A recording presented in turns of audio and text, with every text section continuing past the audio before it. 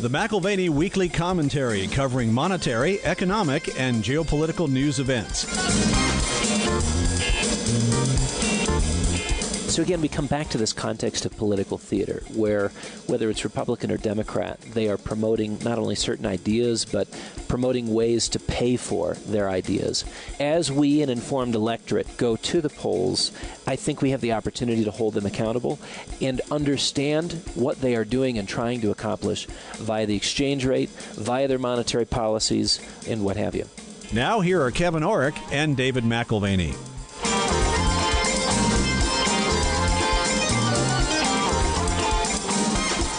Welcome to the McAlvany Weekly Commentary. I'm Kevin Orrick along with David McAlvany. David, my wife and I were watching Good Morning America today before I came in, and Trump was on and he was saying, oh, no, my rallies are not violent. They're love fests. They're absolute love fests. And, I'm not going to try to be political or pick candidates here, but I don't know. I had a hard time thinking that any of these rallies are love fests. Love is hate, war is peace. And my son, he's been recently asking about these sort of political assaults and the verbal indecencies that are too common to a campaign trail. And he's wondering, and I think it's pretty decent of him, why anyone would vote for someone so rude and obnoxious. And he's not just thinking of Trump. He's thinking of a number of the kind of comments and barbs that get thrown hither and yon. And I think he's reacting to the contrast of what we expect at home, which is a basic level of decency and respect and communication. Right. Now, your son is how old at this point? 9 years old, almost 10. And when you disagree on an issue in our household, you can do that, and you let the issue stand on its own. Relationship is a totally different matter. The issue is the issue, and it's on the table. Right. We don't bring personalities into the mix. You don't go name-calling. No, exactly. When you disagree on an issue, you state your case. The verbal assaults, the ad hominem attacks, that is, the attack against the character of a person that disagrees with you, it's cheap. And to some people, even my son, it reveals some combination of weakness of mind, a maliciousness of spirit, or even an assumption of personal infallibility. Well, Dave, last night, The Bachelor picked his new bride, and they say a lot of America was watching to see The Bachelor pick his bride. And then you have Survivor as another reality program. You've got The Bachelor, Survivor, you've got Dancing with the Stars, you've got Trump's show, before he decided to run for office. We have this reality TV mindset where you have to continually create conflict. I'll give you an example. The original Survivor program, if you ever study survival situations, you never pit everyone on the island against each other because everyone ultimately would die. Teamwork is what's necessary. And what we're seeing right now, we're seeing a debate, definitely a Republican debate, but we're seeing debates every few days on TV because they're just bringing such great ratings. Well, this last year, we had Oliver Sacks, the neuroscientist and author, who died. And it was in one of his case studies on aphasiacs that he shows how this group of institutionalized patients that are generally catatonic can't help but instinctively laugh at the lies and the half-truths that are on display in the political theater that we call an election. And it was funny because their team of doctors who was caring for them would notice this periodic, just uncontrollable laughter, and then it would go quiet for months and even years, and then again, just this uncontrollable laughter. And it tied to the political cycle. And it turns out that aphasiacs have an instinct for lies, and they think it's absolutely ridiculous. So I wonder what the aphasiacs' response would be to this year's schoolyard name-calling, the bullying in the election cycle. And I wonder if some of the self-righteousness, the braggadociousness on the campaign trail wouldn't be a bit denuded or stripped of its pretensions under the gaze of the mentally handicapped. I'm beginning to wonder if there's more mental handicap in the general public than that with the aphasiacs that Oliver Sacks writes about, who so clearly see something that perhaps the rest of us are blinded to, the lies and subterfuge of our political class. Well, when they were playing last night, just some clips from some of the campaigns, I told my wife, I said, this is something that really looks like it was hatched in a Saturday Night Live skit. It didn't seem real to me. Now, I wasn't laughing. Maybe it's because I don't recognize the humor in lies. But the other morning, we saw your family out at breakfast Sunday morning, And I had just finished playing a Saturday Night Live skit for the kids, and it was Donald Trump and Ben Carson. Ben Carson holding a big steak over one eye, and Donald Trump, at least the portrayal of Donald Trump in the Saturday Night Live skit, saying, no, really, I do like black people. I'm not a racist, and and I'm all for peace. And here's, again, that piece of steak over as long Ben as your Carson's kids eye. as long as your kids see just how ridiculous this is. Well, unfortunately, there are some rumblings around the dinner table, and the sense is that if the current cast of characters are the most electable people in the nation, that something is wrong with the nation. Right. And maybe the cast of characters can't help but be what their culture has encouraged and, in a sense, created. So this, unfortunately, is politics imitating life like art imitates life. And we're now venturing into the grotesque, the uncensored reality show we call an election. Well, it is probably good that your son is only 10, because I think he might become revolutionary just the way he feels about these things. It's a good thing he can't vote right now and has to wait until he's 18, because that's exactly right. And I think he would probably lead the charge with the younger set in our house. They would be pushing for revolution. Well, Dave, and I think it's important, we can talk about these things, we can be disgusted with the politics on the stand, but it is going to affect people. And we've seen the world go through periods of time where there's more cooperation. We've talked about the days of the gold standard years ago. And then there's times when nationalization sets in. World War I, World War II can lead to an awful lot of bloodshed. Now, that can happen within a country, but it can also happen within a nation. And I know that we talked last week about how you arrive at new guests. And one of the questions that we've had is this: if we're really moving toward a new regime politically, if we're moving toward a new regime currency-wise, the dollar's been a standard, almost like a gold standard now for 40 some odd years since we went off the actual gold standard. If we're moving toward that, we really need to be able to prepare ahead of time for who will benefit and who will lose. Yeah, I think the commentary is a bit like an intellectual collage where you have ideas and people, past events, and forward prognostication that are all connected in this web that sort of, again, they may be on opposite sides of the web, but still interconnected in some way. So, as you mentioned, we have been through periods of amazing trade cooperation and globalization. Harold James, a guest of ours a number of years ago, he's been with us a couple times, has expressed his concerns that we've come to the end of another period of globalization. Which could actually be also termed cooperation. For the person who bristles against the word globalization, we'll just talk about actual peaceful coordination. Right, an increase in trade and international business. The flip side of that is sort of the haunting possibilities of nationalization and inward focus, which, if history's a guide, increases the possibility of geopolitically conflicting priorities, one country to another, where you are focusing on your own self-interest at the expense of your neighbor. And in the extreme, this is the stuff of war. Well, and it reminds me of when you interviewed Otmar Issing, who was the head of the European Central Bank for 7 years, one of the backbone creators of the euro. It was very clear when he brought out why he was motivated to do that. He had seen World War II, and he didn't want to see that happen again in Europe. Well, after 8 years as an ECB director, he probably put it more elegantly than I can, that if Europeans don't pull together and align their interests, they're going to pull apart and fight for more domestic economic priorities. Right. And given the closeness, both in time and geography, in continental Europe to the Great Wars, you can appreciate why the European Union has been championed. Geopolitical and political concerns are the backstory to the monetary union. They had to settle for less than they wanted. That's all they could get, but the real story is a geopolitical and political concern. Well, in politics, a lot of times we can point out is about special interests. But, when we talk about currency regime changes, you and I have talked, Dave, over the years and said, all right, when the dollar system, this dollar reserve system, petrodollar, gold-backed dollar, when it ultimately is replaced, who will be the special interests that gain? Now, I mentioned last week one of the ways that you come up with guests, and I love the fact that you come up with guests based on bibliographies of books from other guests.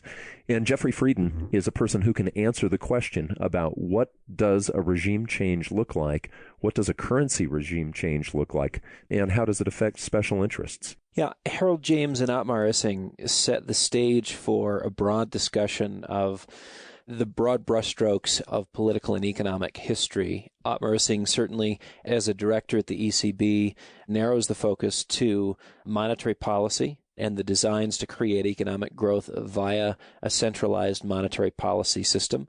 But taking it one step further is Jeffrey Frieden, a Harvard University professor in government. And this next week, we'll discuss with him his perspectives on currency politics. And I came to know Jeffrey's ideas back in 2009 as I leafed through the bibliography of Michael Pettis's book, The Volatility Machine. Right. Michael spoke highly of his analysis, both in person and also in his book. He referenced him several times. So I've read a bit of Frieden's work since then, mainly on Latin American debt and currency crises, and now on the politics of currency regimes.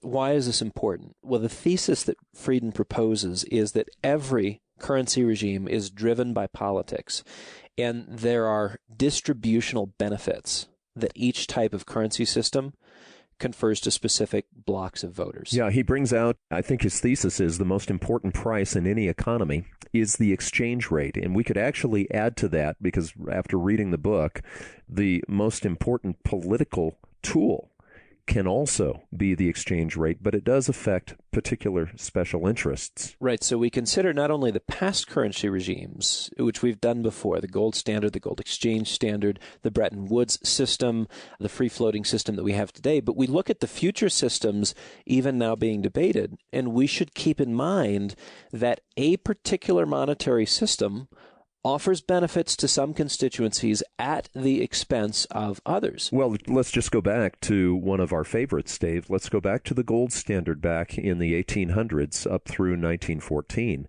Now, granted, it benefited the majority of people, but there were still people who were calling for that to be abolished so that they could have more monetary flexibility. Well, that was an age where households didn't have very much debt, and so what was of particular interest was the cost of goods that you needed to provide for your family. Mm-hmm. And if the cost of those goods went down, it was to your benefit. If you were a creditor, if you were a part of the banking elite in New York City or any of your money-centered capitals of the world, you were very interested in stable values so that when you loaned out money, you were paid back with money that was worth the same as when it was loaned out. So you can see between a creditor and debtor, debtors would prefer inflation to allow them to pay back debt with cheaper currency. Creditors prefer the opposite. So there are beneficiaries and people who pay a hard price, even within the context of the gold standard. Well, and let's go back to Bretton Woods just a little further forward.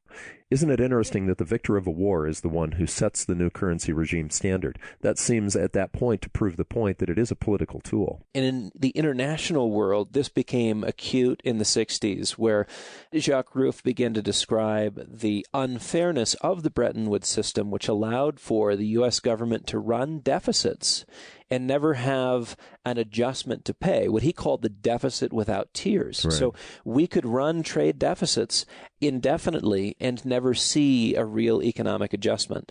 And so you've got the gold standard, we've had the fixed but adjustable Bretton Woods system, which lasted from 1944 to 1971. Now we have a generally free-floating currency system. And there's rumblings in academia and in policy circles that a new international regime is needed to balance and to coordinate international economic interests. Well, and one of the guests that we've had on this program, Barry Eichengreen, he's calling very loudly for a new currency regime that would dethrone the dollar. Well, right, and I can't say that I agree with him on that or with very many things. He probably is the voice which has biased more in academics against gold than any other voice. And what's fascinating to me is even reading through Frieden's book, his indictment of the gold standard is really a parroting of Eichengreen's book, Golden Fetters, in which I think Eichengreen unfairly confuses the difference between the classical gold standard and a bastardized version of that, the gold exchange standard, which was substituted in 1922 following the Conference of Genoa. which actually allowed them to print paper money and call it gold. So it wasn't really the true gold standard at that point. Well, right. So paper could stand as the reserve asset and be moved around instead of gold. So again, the adjustment, the automaticity that you had with the gold standard was all of a sudden compromised. And yet Eichengreen blames the 1930s depression on a standard which went away in 1922. Yet he says, no. It was the gold standard in 1933, which is to blame for the chaos of the 1930s. Well, and we're not talking about a basic academic discussion here, Dave. We're talking about the future of all of our listeners, because we probably are, over the next several years, moving toward a new replacement for the dollar world reserve currency system. I mean, can that be done? How can that be done? Well, and again, Eichengreen is an influential voice in the conversation, and so he should be engaged with. And like we said earlier, he can be engaged with respectfully. I've had guests on the program that I don't agree with, but have certainly expanded my mind, in some instances changed my mind, but certainly we can explore ideas and spar about them to bring clarity to the issues. And will we have a new international monetary system within a few years? Can that be done? How has it been done in the past? Who would be, in our context, the winners and the losers? And, as I've explored some of these ideas with Michael Pettis and with others, it's clear that there has and there always will be a massive amount of conflict over which regime should be favored and what levels of appreciation and depreciation should be allowed. And Frieden argues in his book that the reason for the conflict is really basic self-interest. And that self-interest pools into something that we call a special interest group. Well, and Frieden points out, when we talk about a currency regime, we're not just talking about a particular country. What we're talking about is a decision as to whether that currency floats up and down in value, is pegged to gold, or is pegged to another currency, like we've seen with China. Yeah, two classic pegs today. The RMB is pegged to us and the Saudi Rial is pegged to us. And it means that any fluctuation we see in the dollar automatically changes the value of the Rial or the Renminbi and gives them, vis-a-vis or relative to other trade competitors, an advantage in their trade with us. So let's look at a Chinese manufacturer, because if we look from China's perspective, manufacturing has really run the economy now for the last 40 years. And so they've had the most political gain and economic gain by having a currency that they can continually devalue with the dollar. And they can provide cheaper labor, they can provide cheaper goods. But we've talked to Pettis, we've talked to Roach, we've talked to Min Shin-pei, where there's a shift in China at this point, maybe to more stable monetary policy, maybe not a peg to a devaluing currency, so that the consumer can now benefit. And Stephen Roach, I think, not only in his tenure with Morgan Stanley, but now as professor of economics at Yale, does a good job in saying, look, they're making great progress. They don't have to advertise quite the way we do. Keep in mind their political system is different than ours, and they don't need a cent to move forward. They will make their plans and let the chips fall where they may. And they are moving towards empowering households and household spending, which again would imply a stronger currency compared to the last 30 or 40 years of a weaker currency. And the exchange policy suggests where the government wants the culture and the economy to go, and thereby where they want the country to go in its international standing. So it really boils down to what you do for a living or what your socioeconomic position is as to what you're going to vote for as far as currency regime. That's right. There's costs and benefits to every currency system. Now, in recent months, in perhaps an even broader context, we've considered the proposals by Michael Woodford at Columbia, Ken Rogoff at Harvard, that to effectively implement negative rates as a monetary policy tool, academics would like to change the medium of exchange to what would be essentially a cashless society, all debits and credits. Yeah, so we're not only changing regime, but we would be changing the medium of exchange. Like the medium of exchange right now could be cash in our hand, or it could be writing a check, credit card, what have you. What we're talking about now is a medium of exchange where cash would no longer be an option. Right.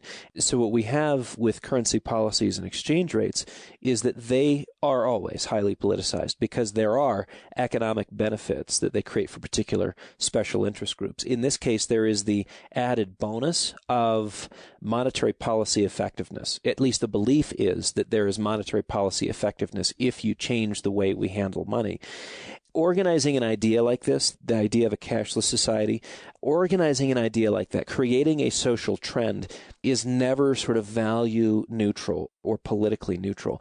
So if the trend is towards greater ease of transactability, you can recall that those same arguments have been made in the past. You go back quite a ways, but you go back to the 1860s, and the proponents of greenbacks actually created a greenback political party to run for president and represent them in Congress. To fight against the gold standard. They fought against the gold standard. They didn't want to return to the gold standard.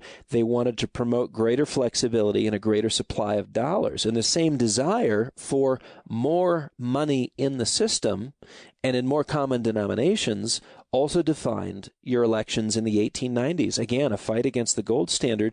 But here in the United States, you had parties fighting over whether the gold standard should stay or we should replace it with the silver standard. Silver being more available allowed for a greater degree of currency depreciation than gold did. And lo and behold, there were special interest groups that would have benefited from that currency depreciation, as there were special interest groups that did in fact benefit from currency stability under the gold standard. Well, let's go ahead and unpack that from that time period, because I think it's interesting to see who would benefit. You had mentioned that the bankers who were giving loans internationally, they wanted to see their currency stay stable, so they liked the gold standard. The households who were enjoying actually the benefits of slight deflation, which put more money in their pockets, they enjoyed the gold standard. But the farmer, someone who's selling wheat competitively worldwide, would love to have seen an appreciating currency because inflation actually helped the farmer get higher prices for his grain. Higher prices for his grain and at a lower relative cost in the international market. So improved trade competitiveness. So, Right. Again, you have to move beyond the rhetoric to this simple fact. And this is what Frieden argues for and we'll discuss further next week. You've got direct self-interest in the choice of a monetary regime. And we continue to survey history on the commentary.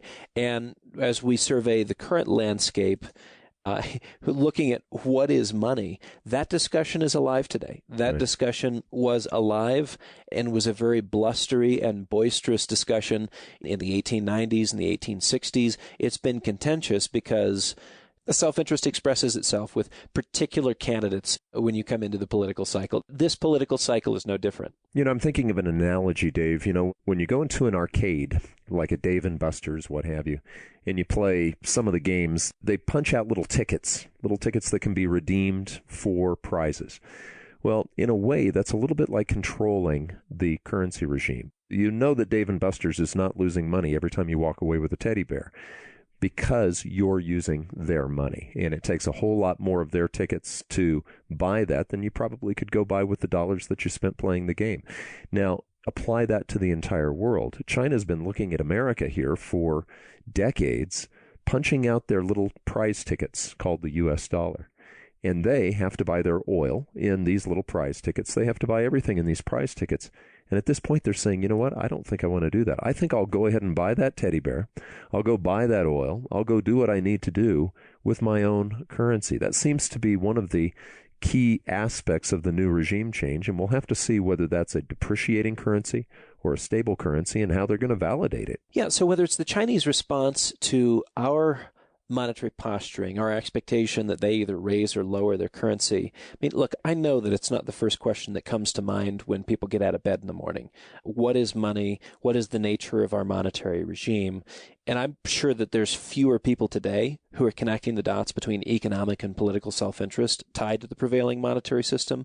But votes matter in a democracy. Right. And people react according to self-interest, even if they don't understand the nature of causation between exchange rate policies and economic effects.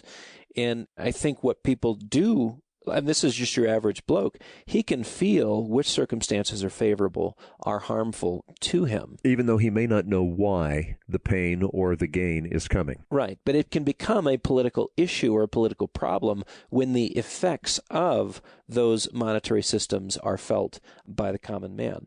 We gave one example earlier of the farmer, but I think just to reiterate, if you've got a farmer who's growing soybeans and corn in Iowa, he sells the product and receives a price for it. The price of that product is directly impacted by the value of the currency it's priced in. And if the currency is weak or deliberately devalued, you get more currency units for that product. And it is thus priced more competitively. relative to other global producers. So if the currency strengthens, on the other hand, you get less currency units for the product, and it's as if the prices went up, eliminating competitiveness. Does it matter? Well, I mean, listen to the political rancor. We want to make America great.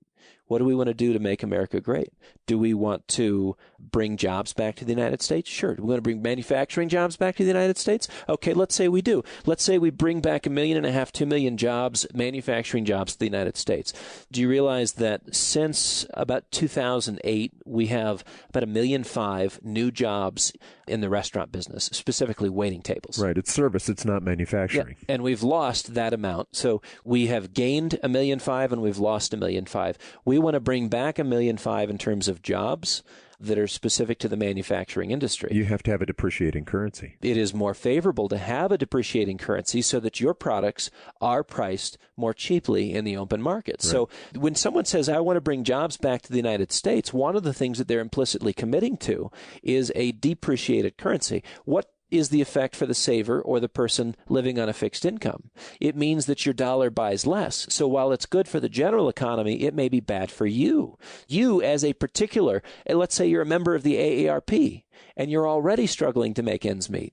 Bringing back jobs to the United States and supporting the manufacturing base here in the United States, guess what? It implies a weak dollar allowing for us to compete in the international markets more effectively. Because I can tell you right now, $50 per hour doesn't compete in the international markets. It doesn't. Right. With all the benefits and everything that get put into and packed into the U.S. workers' pay, we are not competitive. But one of the things that can balance that out is the exchange rate. So let's just clarify. If the currency depreciates, the manufacturer who produces something here in America that sells overseas, that helps him. But if the currency depreciates, the household really feels it. Right. So at odds with the farm community, at odds with the tradable goods sector, you who are selling products not just in the U.S., but in the international markets, the household pays the price.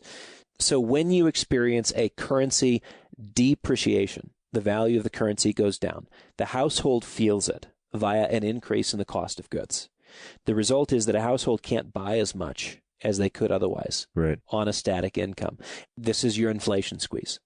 On the other hand, if the currency appreciates and buys more, it enables you to get more with each dollar. You get the benefit of increased purchasing power. A little bit like gasoline has been over the last year. That's right. You get to buy more gasoline for less money, as if your static income had been increased. And it was in terms of purchasing power. You have an implicit pay increase with a strengthening currency. And you can recall from previous shows where, Kevin, you and I have talked about the 19th century, which was good for the average worker in terms of an increase in real wages and an increase in purchasing power. Right. It was because of the monetary system then in use. The gold standard. That's sure. right. So price deflation, which was a real state of affairs during the 19th century, it was objected to by farmers and exporters, but households were a sector that were benefiting greatly from the gold standard. And this is just one example, but it illustrates the economic benefits of currency appreciation or depreciation. There's winners, there's losers. And appreciation and depreciation, they're affected by the type of the money system chosen and by the degree to which central bankers keep flexibility in their monetary policies. So look at what central bankers have been doing the last several years, and you've got this on full parade. Think interest rates. Think quantitative easing. Right. Think paying interest on excess reserves. Think monetization or the direct purchase of assets. These are the various forms of monetary policy which affect the exchange rate and, in the end, benefit or penalize particular political constituencies. Well, and that's what Friedman's book is about. He makes the case that every shift in monetary regime relates to these political factors. Who wins, who loses? This is an important insight because as we reanalyze the current global monetary system and we consider the priorities of current and future politicians, who are they pandering to? Why? How is that expressed in terms of an exchange rate policy? A leader and their advisors, you're going to find that they have a particular vision for what will be the source of growth in the future for our country. Our political and economic policies will promote a certain direction for growth, and that is undergirded by policy preferences in the price of money, the value of money, the exchange rate. That's what we're talking about, and that exchange rate is inherently political. Well, as we come into an election year here in America, we may also see whatever party gets in, they're going to have their own opinions as to how we change our exchange rate policies if we do. But let's look at the Chinese, because there is a definite shift. The 5-year plan, as they come up with these new 5-year plans, this time around, it's to benefit the consumer. China is trying to establish what America did decades ago, and that is to invigorate the consumer to go consume. Right. They are a perfect example in real time of how an undervalued currency promoted manufacturing and exports. They did that for years.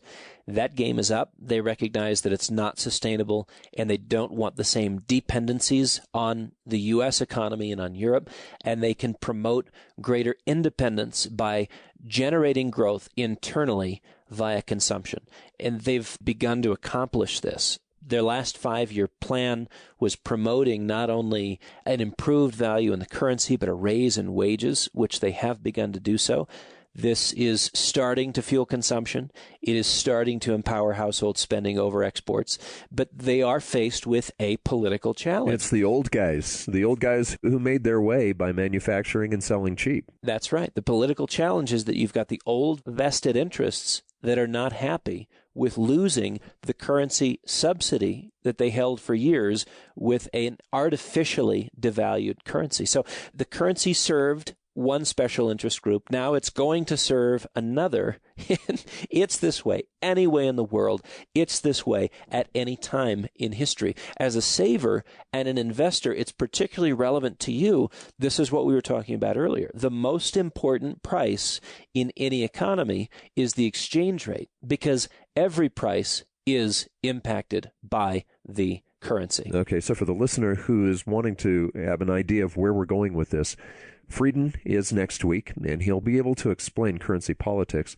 And then in a couple of weeks after that, I think you'd like to have Michael Pettis on so he can address directly what you're talking about with China. Well, that's exactly right, because there are major changes in China, and I don't think there's anyone better to discuss that with the exception of Stephen Roach or Min Pei, or a couple of the other folks that speak to specific issues within the Chinese context. Well, and let's just shift to the economy just briefly, Dave, before we wrap up, because we've talked before, one of the best ways that you can see whether an economy is booming or busting is by actually looking at the inventory on the shelves. If inventory is building and it continues to grow, things are not selling. Right. We have a positive jobs number, which everyone looks to again and says, look, this is irrefutable proof that the economy is improving. It's irrefutable proof that it's an election year, Dave. Well, you say that. You say that.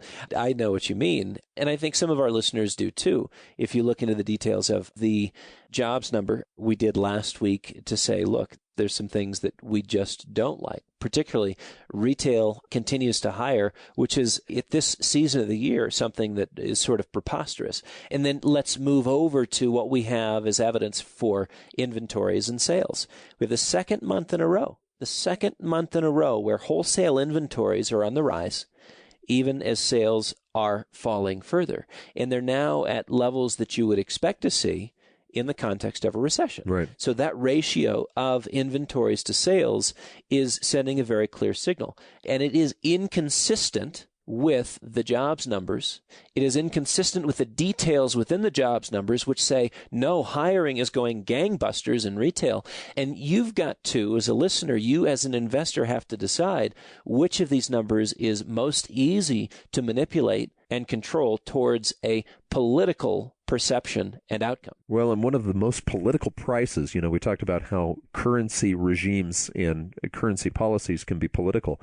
Oil is one of the most political prices as well. And I think it's worth looking at the amount of oil excess that's on the market right now and seeing what direction does the price go. We've had a great bounce off of the lows, not a bounce that I'm interested in playing or putting confidence in part because you look at, again, just basic supply and demand fundamentals, and the supplies are still too high. There is some suggestion that U.S. production is falling, but quite honestly, it's not falling fast enough. Right. And we have new supplies still coming online. Cushing, Oklahoma is probably the deciding vote in the oil market. They have capacity for about 73 million barrels. They're 64 million full. And when storage capacity reaches its limits, you have a fully flooded market, and I think supply will weigh on price. We haven't turned up yet, not in my opinion, and I wouldn't trust this rally. Well, and we talked a little bit about Mario Draghi's action last week, but Draghi's doing everything he can to try to talk the euro down. Well, and this ties directly into our conversation next week on currency politics with Jeffrey Frieden, because, the unification theme and holding the union together, what he is attempting to do is devalue the euro and bring more economic activity into the Eurozone thereby. And yet what happened was very interesting. He didn't get what he wanted. What did he do? Well, he increased the purchasing limit from $60 billion to $80 billion a month, which is a big deal. He cut the deposit rate for banks. They're negative, yeah. Negative 40 basis points. They're paying 40 basis points to put money on deposit with the ECB. And then he opened the door to buying corporate bonds as a part of the quantitative easing program. What's interesting is most of the eligible bonds are French and German bonds, your two largest economies in the Eurozone. And there's somewhere between $418 and $550 billion, which are ready to go into that purchase program. And again, I say he didn't get what he wanted because what happened to the euro? The euro moved up after an initial downstroke, which was not the intended course. So your currency markets and your market participants listened to what he had to say, looked at the actions taken, and because he ended his sentence with, "and we don't expect to do more of the same," he shut down the imagination and the possibility of extrapolation in the marketplace, where your market participants would have said, he's done an extra 20 and he might do 20, 40, 80 more. Because he said, we've done this, but probably no more, that extrapolation was not allowed. And all of a sudden, the currency market, instead of depreciating, appreciated. Mm-hmm. And it did not accomplish what he wanted. So he's going to spend an extra $20 billion a month monetizing corporate loans along with government debt and bank debt, and he's not even going to get anything for it. Well, and as we talk about all these things, Dave, I think about something that actually I've tried to do for the last 3 decades, and that is, all this currency policy stuff that affects us, Mario Draghi, the Chinese, the United States, the guys who are running for elections, all of these people can affect my bottom line. And so actually I can choose to put my family on a gold standard, go back to the old days and basically turn all this paper garbage into gold and then redeem it when I need to actually spend it. And that, I think that that's something that every listener could probably consider more of. Cash is many things, but probably the greatest form of cash is gold itself. Richard Russell described gold before his passing as real wealth, and not as a commodity, just as a form of real wealth. And perhaps his suggestion was on the high side. For some, it may be on the low side. But he said as standard fare, if you're managing intergenerational wealth, you must have at least 3,000 ounces of gold. That's a decent stake in the gold market, I would say. But what he viewed it as, just as you described, he viewed it as the basis for everything else, which is how gold functioned in an economy. It was the basis for everything else. It was reliable, it was stable, it was disciplined, and it forced governments to live within their means. So again, we come back to this context of political theater, where whether it's Republican or Democrat, they are promoting not only certain ideas, but promoting ways to pay for their ideas. And it's important to recognize that behind every price is a story. And in this particular story, we have constituency groups which will be pandered to and taken care of, and others which will be penalized. So as we, an informed electorate, go to the polls, I think we have the opportunity to hold them accountable and understand, perhaps more than they do at a certain point, what they are doing and trying to accomplish via the exchange rate, via their monetary policies, and what have you. You've been listening to the McAlvany Weekly Commentary. I'm Kevin Orrick along with David McAlvany. You can find us at McAlvany.com. That's McAlvany.com. Or give us a call at 800-525-9556. This has been the McAlvany Weekly Commentary. The views expressed should not be considered to be a solicitation or a recommendation for your investment portfolio. You should consult a professional financial advisor to assess your suitability for risk and investment. Join us again next week for a new edition of the McAlvany Weekly Commentary.